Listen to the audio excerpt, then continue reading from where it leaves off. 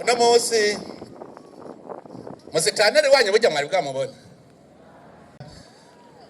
buramatari namushikirije c'intara reka musitanteri aze ngaha kandi ntabavana hatabahaye nimero ya telefone nabavaneho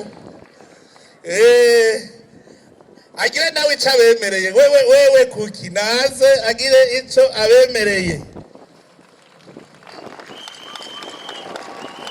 Ndabonye ko ari we mwamutoye ndabibonye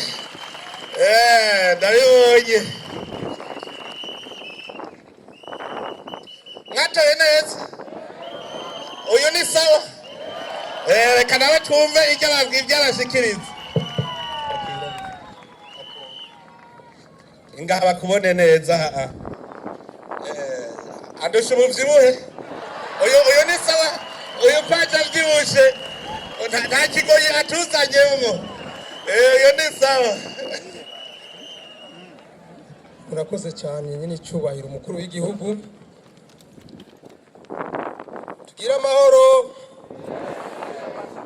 amahoro mudukundire dusabe banyakuba bari mu kwiga mu bw'iteka abenegihugu bose dukomera amashi Imana yacu yo mwijuru.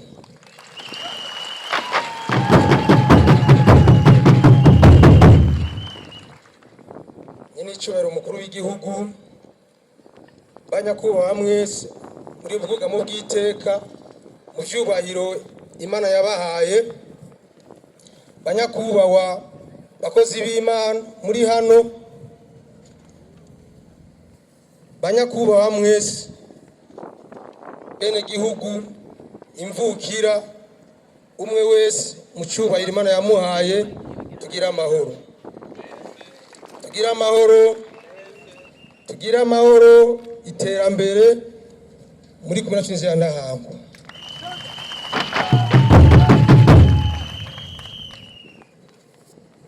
Nyine icyubahiro umukuru w'igihugu twagomba tubakengurukire ku mabanga mwadushinze n'ibikorwa mwaduhaye. Sabe rero iri shengero rikoraniye ngaha rimfashe kubakengurukira tubakomera amashi menshi cyane.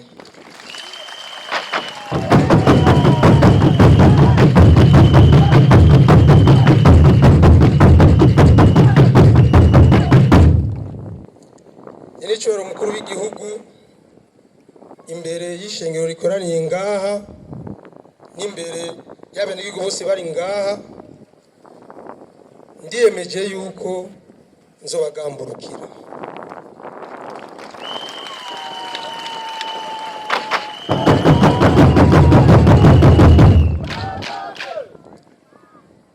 Ngazogamburukira n'abenegihugu bantoye bakanshira imbere.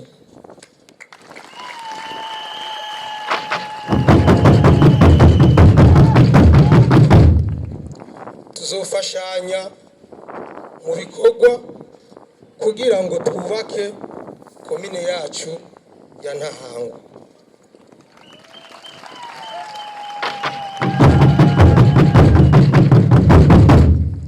Nkaba nsaba rero bene igihugu mwese muri ngaha namwe mwegere uburongozi mwishiriyeho mubube hafi muzane ivyiyumviro vyubaka komine twubake komine yacu tugana imbona kazoza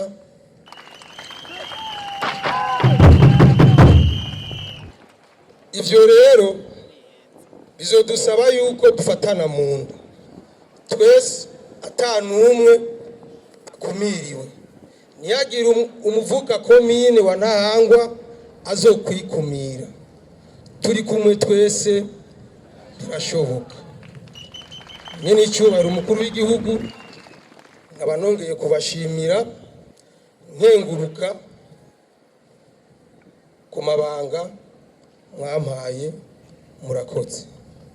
Urakoze nawe mu mahamashi.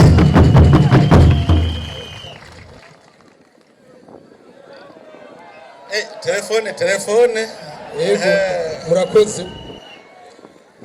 Ubwa mbere nitwa Havyarimana Alexis, telefone yanje 79 amajana 9 na 57 amajana 5 na 81 irarengana kandi niyo iri no kuri WhatsApp.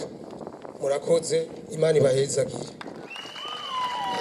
kandi ubu yivuze uzobisoma ivyo bakwandikiye koko bakazonyandikira kutabishuye nzoca ndakubaza nanje. Murakoze nyakubahwa, tuzobikora. Hanyuma rero nagira nakubwire musitanteri, komine Ntahangwa ndayizi, nabumva kare ndabazi kuva mu Gatumba hose kuza Kinama Kamenge kuduga bose turazinanyi, nabumva kare.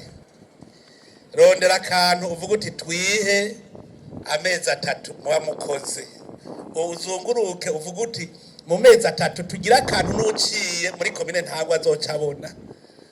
Nk'ubu urashobora kuvuga uti hariho nk'ubu nk'abantu bashika 10 muri iyi komine. Hari ahantu nigeze guca kwibara ruva ko ya aeroport, ahantu kuri station yo kwa Mayondori, murabona dushurwe turajya kwibarabara tetu ntituberega ntuze.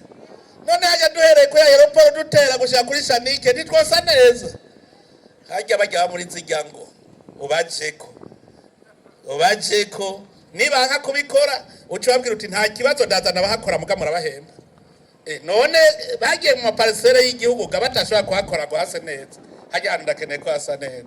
We rero mwicarane kandi murazi yuko nagiye umuntu umwe ko mpora nyaruka, muribuka igihe mwari mwabuze amazi nkaza kugira amaforage. N'ubu nzoza ubu naraguze ibimashini abavyigisha bariko baraza kwigisha. Aho mu Kenya amazi nshanza ndiruka ngira forage muronka amazi popirere. Ndamaze kubona umuti hajya ugize forage biroroshe. Mu mirango murazi ko byari byacanganye, byace bigenda neza, ku buterere byari byacanganye murabizi. N'ubu rero ubu naciye nigurira ibimashini rero kuri bimwe bita initiative y'umukuru w'igihugu. Ubu tugomba kuzoza rero turagira aho hari ingorane z'amazi, nkaho urumva wowe wabwiye uti tugura dupomo, muca muza mukavuga muti turugikire caka imashini twimba amazi, kuko ngaha hose turi munsi y'amazi. Kandi no ngaha mu Maramvya naraje gushiraho amazi, nivyo aha mu Maramvya narashizeho ndavyibuka, kubera naho nyene mwari mwabuze, mugabo twagize duke amazi tuyafise muri uko kuzimu.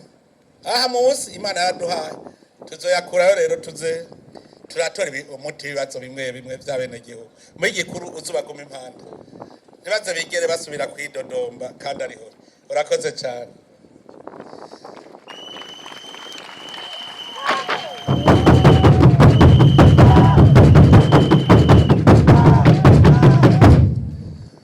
Mukurangiza rero nagira nsubire nsigure kijya buramatari yavuze cihiganwa. Ubu dukeneye ko intara yose umwaka uheze yerekana neza amahera yavuye inyuma y'intara yinjira mu ntara. Rijya higanwa yavuze nico twita croissance. Tuca tubera tuti intara yashoye hanze ibintu bingana uku. Nuva duca tubona ingene yateye intambwe mu iterambere. Nko murashobora kuba mufise mukagira tourisme, abantu bose bakazana amahera nayava inyuma y'intara bose bakaruhukira aha. Ico rero ni kintu umwene gihugu wese wo muri iyi ntara yo kwitwararika. Hari abafise ubutare nibabwimbure bashore, hari abafise bagira uburimyi babukore bashore, abagira tourisme ha mu gisagara biriho amahera vinyuma y'intara aze. Mugabo tubone yuko hari ico muzoba mwinjije ngaha mu ntara yiwanyu. Murumva yuko rero ari nkiganwa, iyo atacu ufise ushora no mu muryango murazi ucuga muri umukene. Rero amashira hamwe yaba ayiterambere mwese muje hamwe tubone ko intara yose ifise ikintu yirata ishora hanze amahera akava inyuma y'intara akinjira muri yo ntara, niho tuzomenya yuko iterambere ryatanguriye. None rero mwese uko muri mwese nanezerewe cyane ingere mwaje kunyakira kandi twayaze neza. twayaze neza mugabo sakanyuma nzoguma ngaruka tutera abiri namwe bw'indongozi nimuvuge ngo ndagiye namwe tuzokwama tuza turahura tugira imyiherero turaba ico twokora kugira ngo Uburundi bwacu kibe igihugu giteye imbere. Nta kindi tugamije atari uko tubona Uburundi bavuga bati gitangaza ku Burundi kandi tuzobishikako kuko umutahe turawufise, dufise abarundi b'inkerebutsi, tukaba dufise n'itunga kama Imana yaduhaye. Turi kumwe n'Imana rero tukagira urunani abarundi twese nta kizobuza ko igihugu cy'u Burundi kibe igihugu giteye imbere kandi mu gihe gitoyi. Murakoze, Imana ibahezagire.